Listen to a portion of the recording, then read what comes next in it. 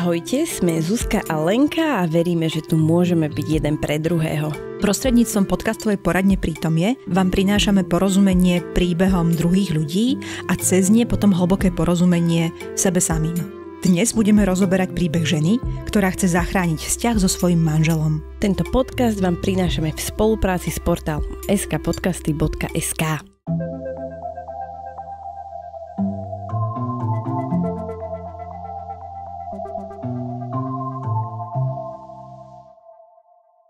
Počujeme sa opäť po týždni a asi ste už zaregistrovali, že okrem našich tradičných epizód sme pre vás začali tvoriť aj bonusový obsah.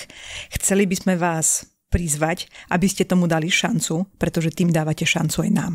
Veru, cena mesačného predplatného je 4,99 a máte v tom 4 špeciálne epizódy mesačne, ktoré môžete počúvať iba vy a podporujete tým zároveň aj našu tradičnú poradňu, čiže ďalšie 4 epizódy, takže 8 epizód mesačne pre vás s Lenkou aktuálne vyrábame a aj v tých bonusoch nájdete veľa obohacujúcich aj myšlienok, aj nových vecí a super nové formáty, v ktorých nás možno spoznáte aj inak ako v poradni.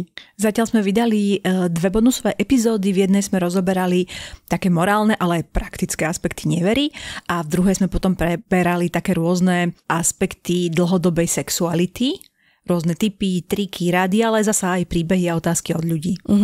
To je taká naša nová rubrika, ktorú sme si s Lenkou vymysleli. Nazvali sme ju Sexpertíza, kde budeme odpovedať na vaše otázky o sexe a o vzťahoch, pretože sme zistili, že je tu veľký dopyt po tejto téme a máme pocit, že vieme prispieť aj odborne k tomuto.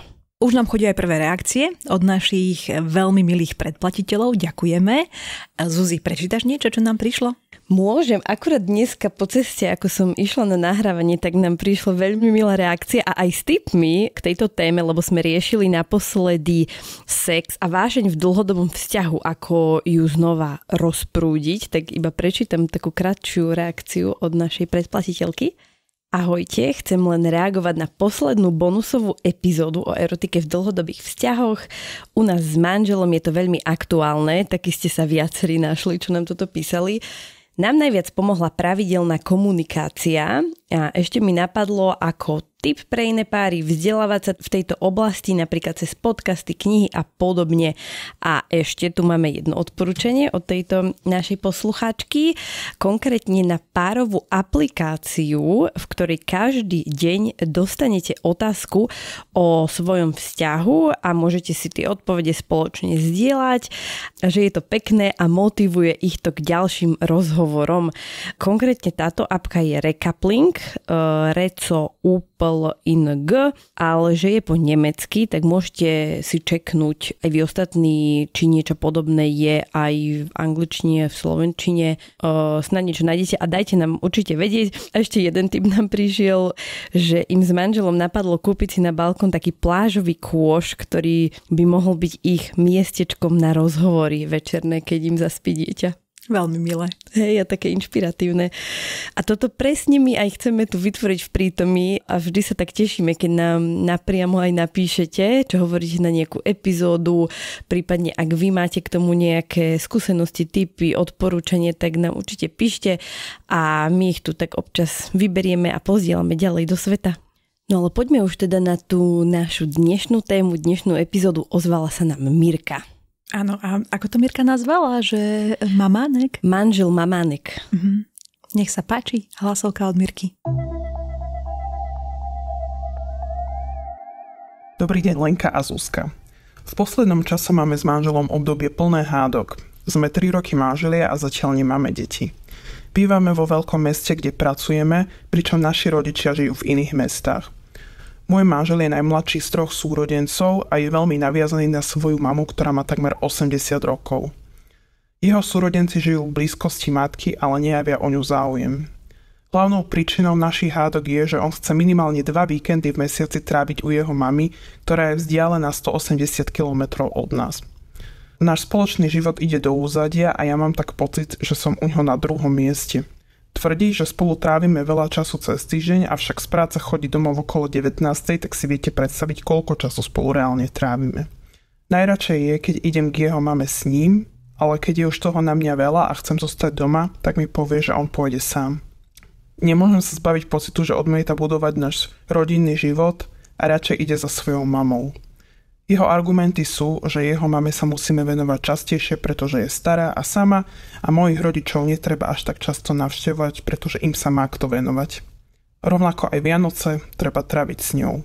Aby sme však mali jasno, ja preferujem model hlavne my dvaja v našom byte a občasné návštevy rodičov, pritom ja mám s rodičmi veľmi dobrý vzťah, ale nemám potrebu cestovať za nimi až tak často. My sa o tom otvorene rozprávame, ale on odmieta urobiť akýkoľvek kompromis a mne sa veľmi ťažko žije s pocitom, že som tá druhá. Som typ človeka, ktorý nedokáže v sebe čokoľvek dusiť a preto často otváram túto tému. On potom tvrdí, že neustále vyvolávam hádky a jeho taký život nebaví. Čo mám robiť, ak chcem náš vzťah zachrániť, ale nechcem tak často tráviť čas u svojej svokry? Zuzi, navrhla by som, že začneme trošku zoširoka.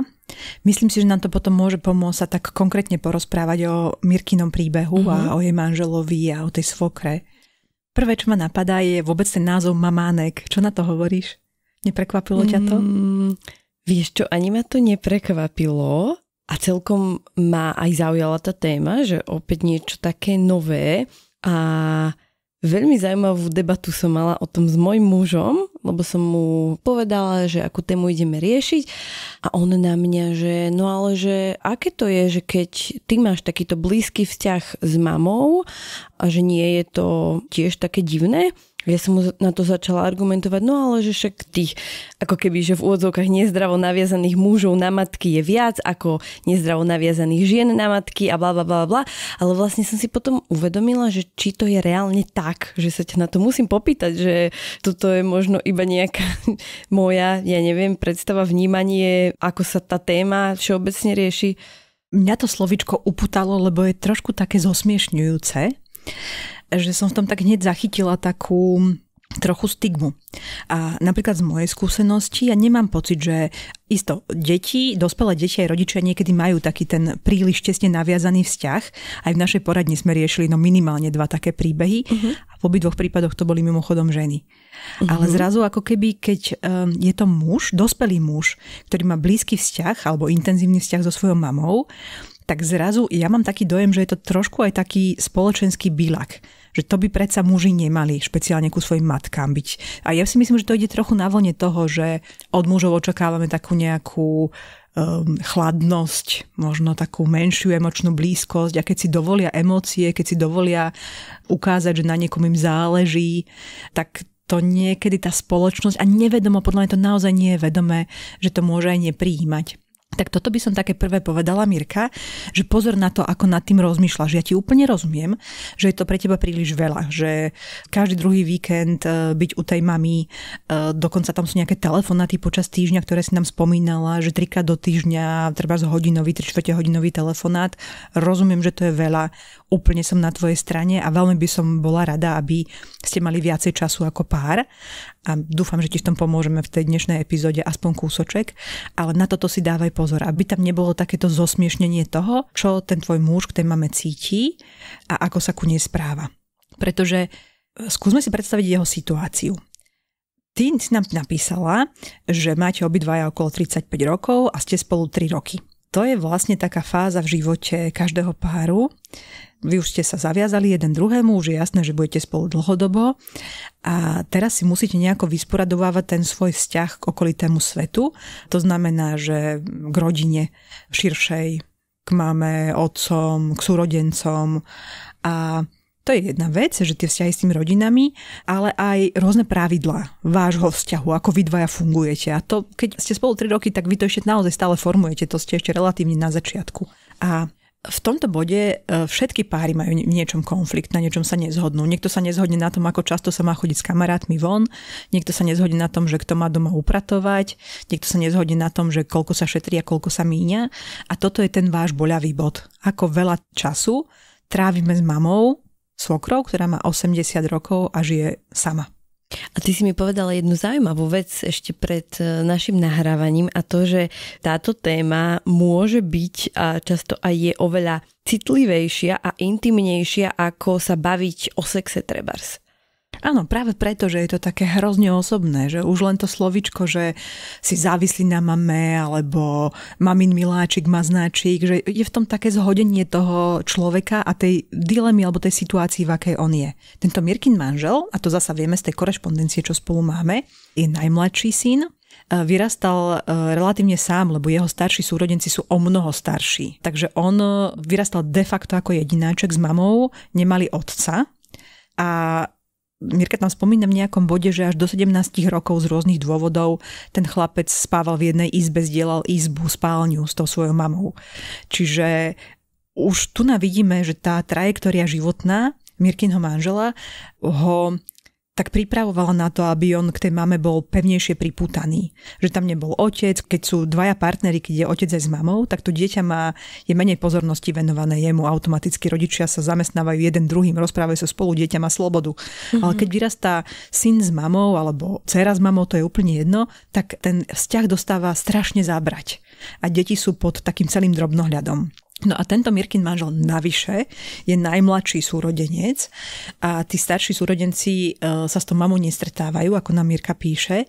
To znamená, že na jeho ramenách leží celé to bremeno toho najmladšieho, tej starostlivosti. Pretože ľahšie sa odchádza najstaršiemu, ktorý ešte zanecháva nejakých súrodencov pre tých svojich rodičov, ako tomu najmladšiemu, ktorý keď odíde, už tam naozaj nie je nikto. Už tá mama je len osamelá.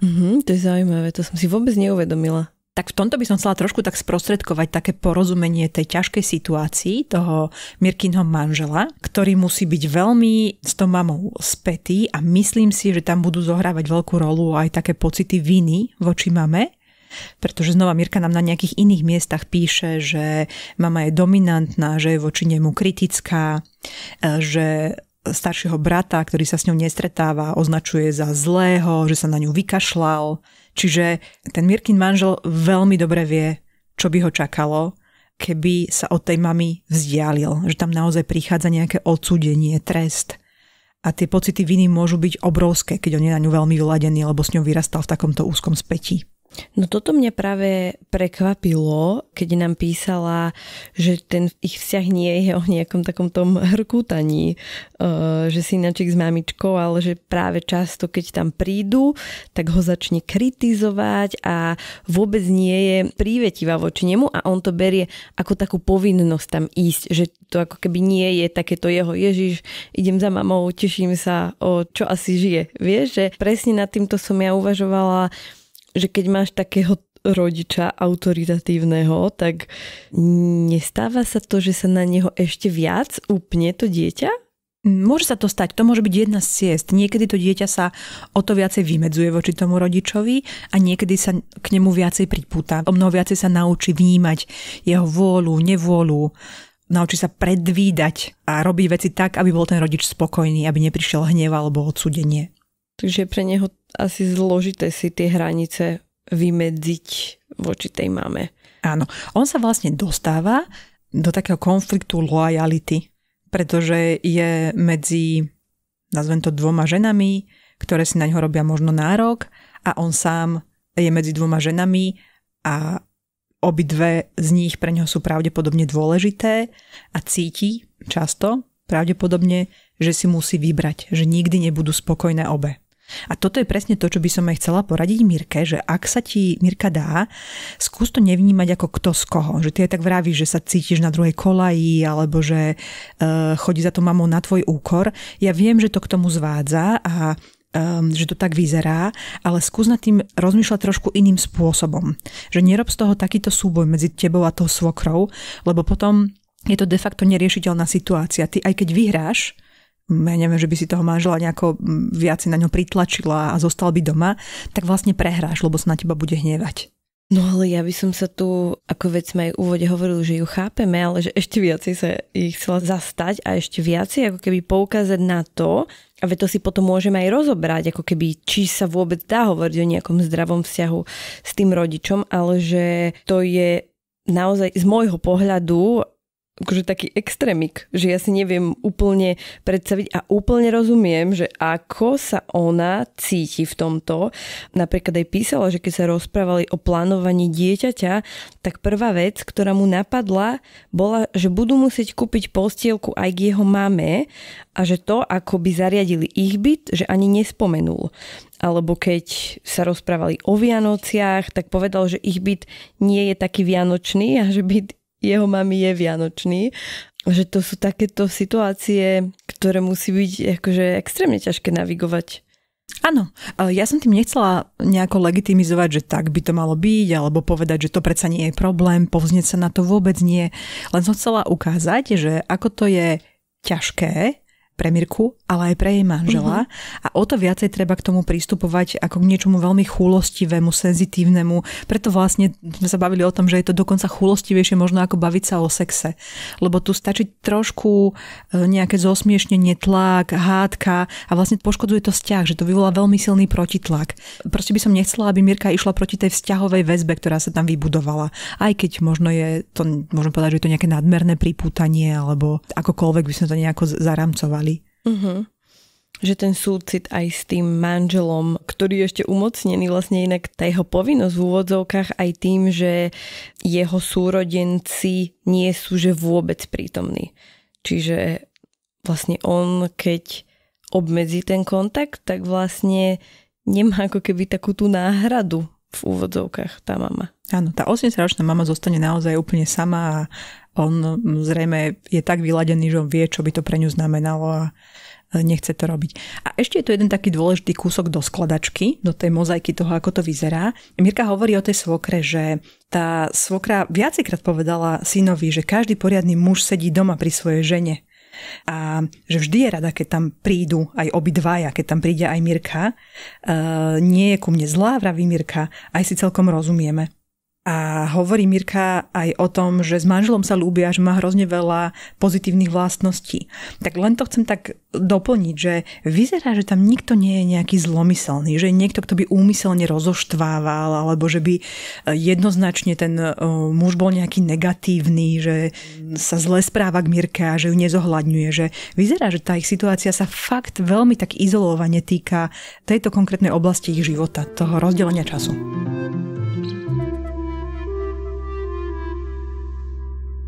Mirka nám ešte prezradila o sebe, že ona napríklad je najstarší súrodenec a u nich doma majú pevné vzťahy a vravela, že keď sa aj pohádajú, tak po hodine už sú všetci zasa v pohode a bavia sa spolu.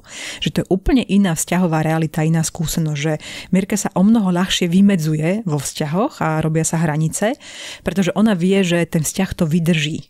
Že po hodine proste zasa bude dobre. Ale tento jej manžel má inú vzťahovú skúsenosť. To je mama, ktorá sa rozišla s 3 partnermi, s ktorou sa nestretávajú súrodenci. Čiže u nich sa to vymedzenie, sa tie hranice trestajú tým, že ten vzťah skončí. Tak len to ešte raz tak dávam ako keby do popredia, že je to dôležité.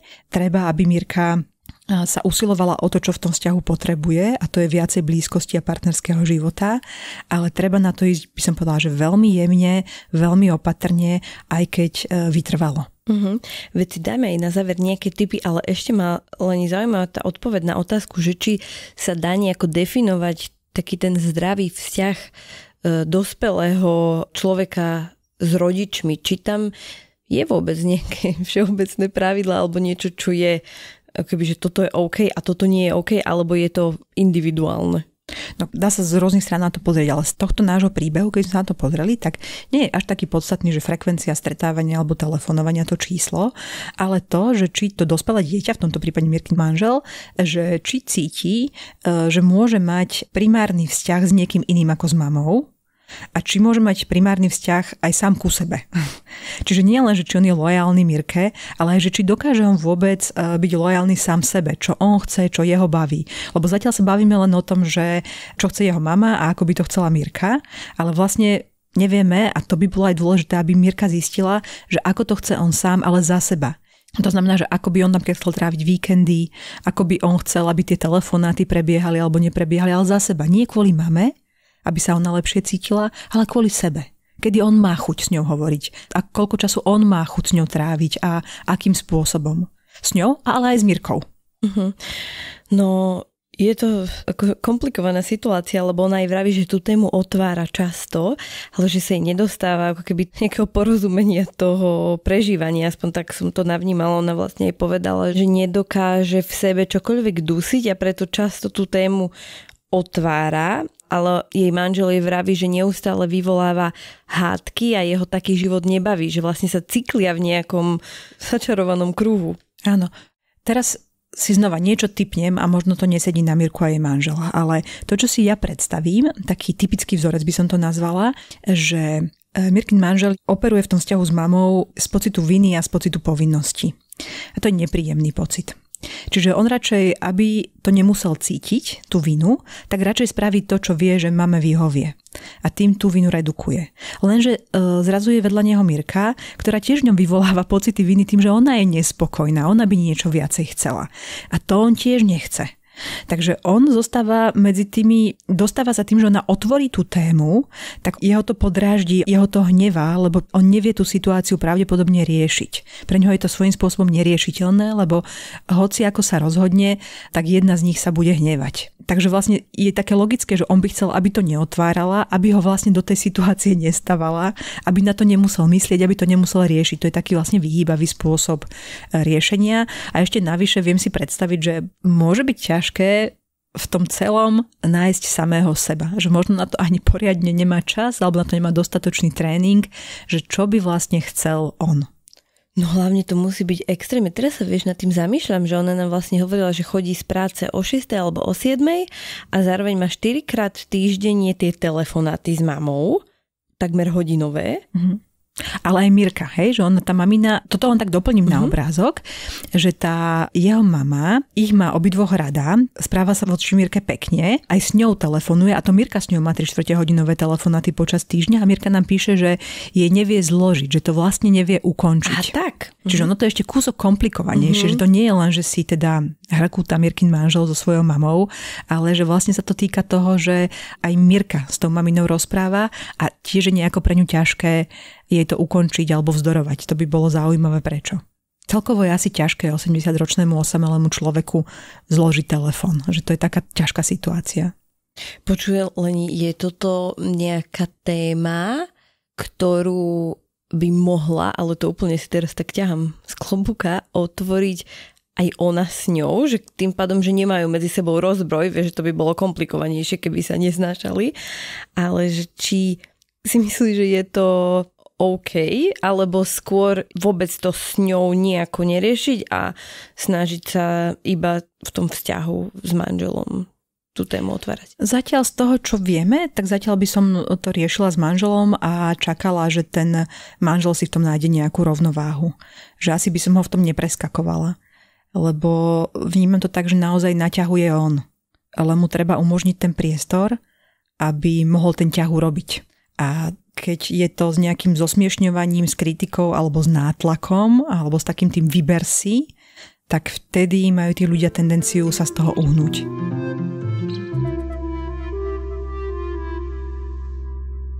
Poďme si dať tak, ako u nás býva zvykom v prítomí sa vždy vrátiť tej konkrétnej otázke toho posluchača alebo poslucháčky a poďme si ju zodpovedať a prejsť si aj nejaké praktické, konkrétne tipy. Mirka sa pýta, čo mám robiť, ak chcem náš vzťah zachrániť, ale nechcem tak často tráviť čas u svokry. V prvom rade veľmi podporujem Mirku, aby nerezignovala na tú svoju potrebu, ale aby hovorila o svojej potrebe. Ja to znova sa k tomu vrátim, čo nám Mirka vraví, lebo to veľmi pekne napísala, že v podstate mi ide hlavne o spoločne strávený čas. Nebyť stále na cestách. Napríklad si spolu uvariť jedlo, uvariť si ho podľa seba, bez dozoru, pozrieť si film, ísť sa prejsť. Mať domácu pohodu, ktorú máme obaja radi. Takže by som Mirke poradila, aby tú tému otvárala veľmi jemne, neútočne, bez nátlaku, a zároveň vytrvalo a aby ale hovorila o tejto potrebe. Nie o tom, že nemali by sme k tej mame chodiť tak často alebo na tak dlho, hej, aby to nebolo o mame, ale aby tie debaty boli o tomto, že rada by som s tebou tento týždeň strávila viacej času. Rada by som s tebou išla v najbližších dňoch do kina. Strašne rada by som si urobila dlhé lenivé ráno v posteli. Dobre to vysvetľujem, že v čom je ten rozdiel? Že nech to nie je súboj s mamou, ale nech to je boj o to, čo jej vo vzťahu chýba. Že to môže nabrať úplne iný rozmer, ak trebárs povie, že sa cíti osamelá, lebo už nerobia, dajme tomu, to si vymýšľam, veci, ktoré ich zbližujú ako pár. Veci, ktoré, ja neviem, možno robili na začiatku vzťahu, možno na začiatku vzťahu sa jej venoval viac a dostávala takéto sítenie tej svojej vzťahovej potreby a vlastne teraz už je to možno tak viacej na autopilota a keď začne hovoriť a vrácať sa k tomu možno, čo ich spája, čo ona potrebuje, čo cíti, že jej aktuálne chýba, tak to vyznie inak, ako keď povie, že ty furt si chodíš za to mamou, alebo len mamu uprednostíš. Ale vieš čo, ešte ma napadlo, ako si vravela Zuzka, ty si navrhla, že aby mu povedala, že sa cíti osamelá. Tam by som bola taká opatrná, že nech si to Mirka len všíma, lebo ak je ten muž taký, ako si ho ja fantazírujem, tak práve na tie pocity viny on je veľmi citlivý a nemá ich rád. A v momente, ako mu žena povie, cítim sa osamelá, veľmi ľahko si to preloží ako výčitku kvôli tebe, ty niečo nerobíš dobre. Čo samozrejme Mirka tak nemusí myslieť, ale môže sa stať, že on to tak preloží. Tak bola by som opatrnejšia a možno by som skôr hovorila o tom, čo si prajem, čo by som potrebovala, čo by som navrhovala. Je o mnoho ťažšie takéto návrhy prekrútiť na kritiku. Aha, to je super zaujímavý point, to mi absolútne nedošlo. A možno by aj pomohlo, ak by, neviem, akým spôsobom sa spolu rozprávajú teraz, ako aj o mame komunikujú, ale keby do tých diskusí vniesla takéto, že chce pomôcť, ako to vieme spoločne my dvaja ako rodina vyriešiť túto situáciu. Áno, super. Absolútne s tebou súhlasím, že urobiť z toho spoločné rozhodovanie, spoločné vymýšľanie, urobiť to tak, aby bolo jasné, že počuj, ja chcem presne to isté, čo ty, že nechcem, aby tvoja mamina bola osamelá, alebo nechcem ju tam nechávať samú, že chcem ti v tom pomôcť, aby si ty mal dušu na poriadku, že jak tá tvoja mama žije. A zároveň by som chcela spolu s tebou niečo vymyslieť, aby sme nezabudali aj na náš vzťah a aby sme mohli mať tie naše spoločné rána, domáce varenie, ktoré nás baví. A nech Mirka nechá toho svojho manžela, nech aj on vymýšľa riešenia. Lebo znova také časté býva, že niekedy tá žena potom začne produkovať, že ako by to malo byť a vlastne všetky nápady, ktoré ju napadajú, sú tie, ktoré čo iné budeme robiť, než by sme išli za tvojou matkou.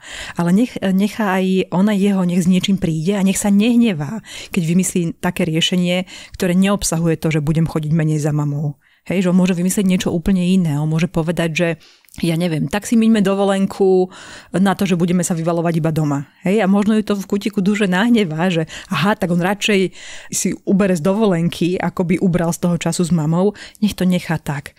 Lebo to je chúlostivý dlhodobý proces, také osamostatňovanie sa od toho rodiča a nech sa ona v tom nestane tým, ktorý je tam nepriateľom vlastne.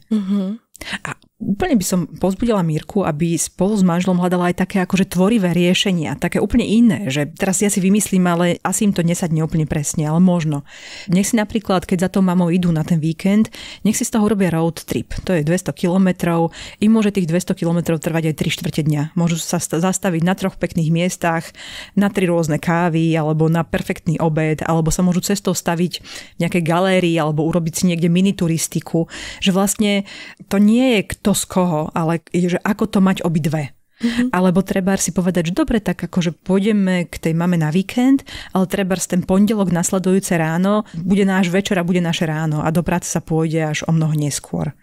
Alebo sobotu ráno predtým, než vyrazia, tak budú mať svoje ráno, spoločné, dlhé, iba pre nich.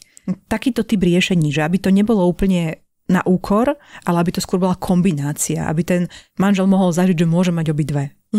Super. Mne presne niečo podobné napadlo, že aj keď pôjdu za tou mamou, tak si naplánujú nejakú aktivitu v okolí, ktorú budú robiť iba oni sami, dvaja. Určite by som pozbudzovala toho muža, veľa sa ho pýtala, že čo by chcel on, čo by jeho bavilo, aby tam zrazu sa objavila aj tá jeho osobnosť a tie jeho chute, lebo potom je o mnoho väčšia šanca, že na to sa viem napojiť a vieme robiť niečo, čo on chce, že to nie je iba ďalšia povinnosť, ktorú robí pre manželku. Doteraz robil pre mamu a teraz zrazu má robiť pre ženu, aby to bolo niečo, čo vlastne jeho by bavilo, ako by si to on vedel predstaviť, na čo má chuť, aj keď by to malo znamenať, že chce mať chvíľku svätý pokoj.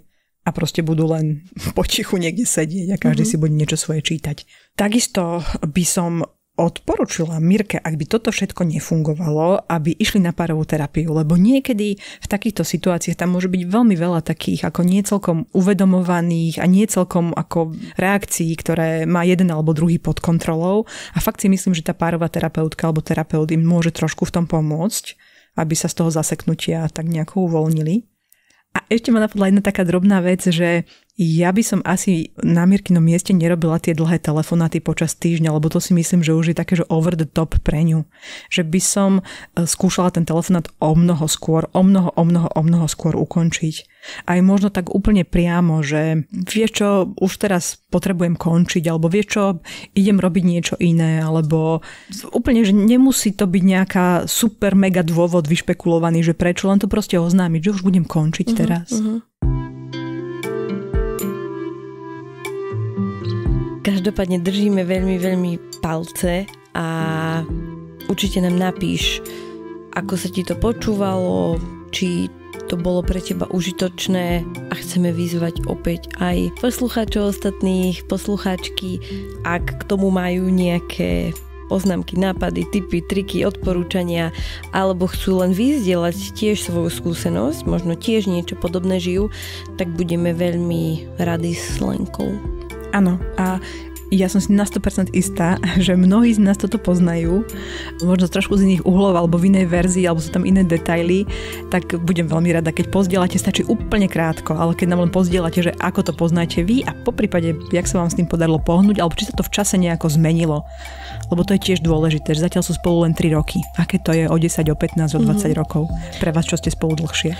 Pokojne nám píšte, ak nás počúvate na Spotify, tak tam je aj taká komentárová sekcia, alebo nám napíšte na Instagrame pritomie.sk alebo na zuzana@pritomie.sk.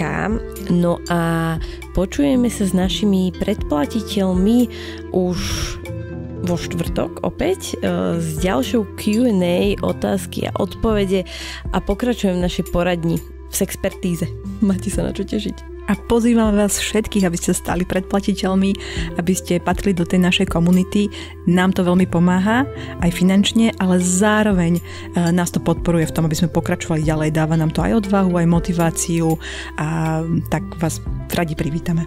Áno, nie sú tam žiadne záväzky, pokojne, ak si poviete, že ste sa na to mrkli a nestiate to počúvať alebo nemáte na to kapacitu, tak to môžete kedykoľvek zrušiť, ale ak vám to bude dávať hodnotu, čo veľmi dúfame a veríme, že bude dávať, zatiaľ podľa reakcií vám to dáva hodnotu, z čoho sa tešíme, tak pokojne iba vyskúšajte na ten mesiac a uvidíte sami.